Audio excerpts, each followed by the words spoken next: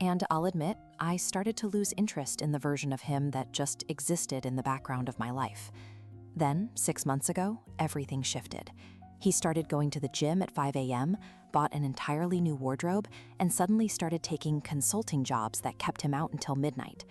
At first, I was thrilled. I loved the new him. He was confident, sharp, and finally seemed like he was going somewhere. I felt that spark returning, that excitement of feeling like I was with someone who actually had a drive for the future. We were finally on the same page, or so I thought. I stopped nagging, I stopped drifting away, and I started planning our future again. I was convinced he was doing all of this for us, to build a better life for the family we wanted to start. But the late nights kept getting later, and the consulting paychecks never actually seemed to hit our joint account. I started to notice he was always guarding his phone, even in the shower. I told myself I was being paranoid, that I was just used to the old lazy mark and didn't know how to handle him actually having a life. Then, last Thursday, he forgot his briefcase on the kitchen island before a flight. He never forgot that bag.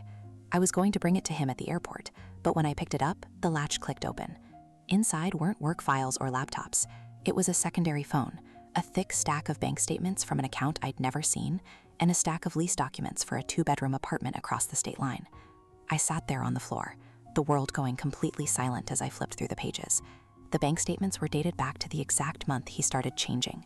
He wasn't working late for a promotion. He was laundering money from a venture he'd started behind my back to fund an entire second life with someone else.